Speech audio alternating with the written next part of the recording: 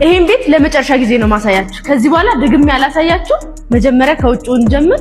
ውጭው ላይ ከዚህ በፊት እንደማሳያችሁ ቤቶች ይሄኛው የሰራተኛ ክፍል አለው ማለት ነው። ይሄ የምትመለከቱት የሰራተኛ ክፍሏ ነው። ከዛ እዚህ ጋር ደግሞ የራሱ የሆነ መታጠቢያ ክፍል አላት ማለት ነው። ከዛ ወደ ዋናው ክፍል ደግሞ ነው።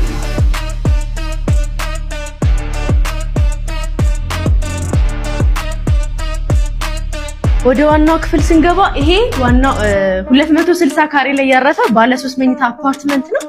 ይሄ የምትመለከቱት እንግዲህ ሊቪንግ ኤሪያው ነው ማለት ነው። ከዛ አነስ ያለው ባልኮኒ ያለው እዛ ጋር ከዛ ደግሞ እዚህ ጋር ቆንጆ የሆነ የዳይኒንግ ቴብል ስፔስ ይኖረናል ማለት ነው። ልክ እንደ ሁልጊዜው ኦፕን ኪችን አለን። ኦፕን ኪችናችን ላይ ኢንዱስትሪያል ሳከር አለ እዚህ ጋር የምንመለከተው። ይሄ አለ ማለት ምንም አይነት ሽታ ቤታችሁ ላይ የሚቀር ነገር የለም። በዳክት ሲስተም ቀጥታ ይወጣል ማለት ነው። ከዛ ደግሞ ወደ መኝታ ክፍሎቹ እንሂድ ማለት ነው።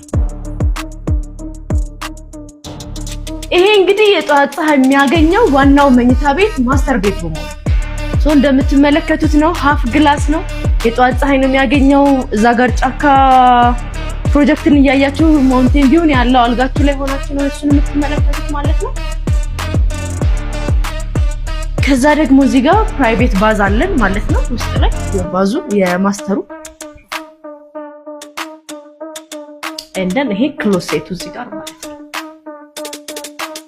ወደ ሌሎቹ መኝታ ክፍል ስንገባ ይሄ የምትመለከቱት ደግሞ ሁለተኛው ወይም ደግሞ ለመጀመሪያ ልጅ መሆን የሚችል ክፍል ነው። እሱ ጋር እንግዲህ ባልከኒ ያለው የጧት ፀሐይ ነው የሚያገኘው ይሄኛው መኝታ ክፍል እንደምትመለከቱት።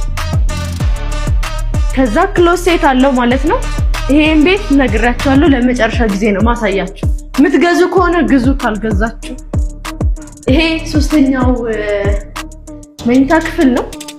ይሄም እንግዲህ የራሱ የሆነ እዚህ ጋር ባልከኒ ያለው ማለት ነው። እንዳያችሁት የጧት ፀሐይ ነው የሚያገኘው ማለት ነው። ከዛ ሁሉም ክሎሴት አለው። እንደዚህ ጋር የነበረችንን ስፔስ ደግሞ እኛ እንደዚህ አድርገን ሰርተናታል ማለት ነው። ከዛ ለሁለቱ መኝታ ክፍል የሚሆን ደግሞ እዚህ ጋር ኮመን ባዝ አለን ማለት ነው። ይሄ የምትመለከቱት እንግዲህ ኮመን ባዛችን ነው። እንደምታዩት ሴንሰር ነው ሙሉ።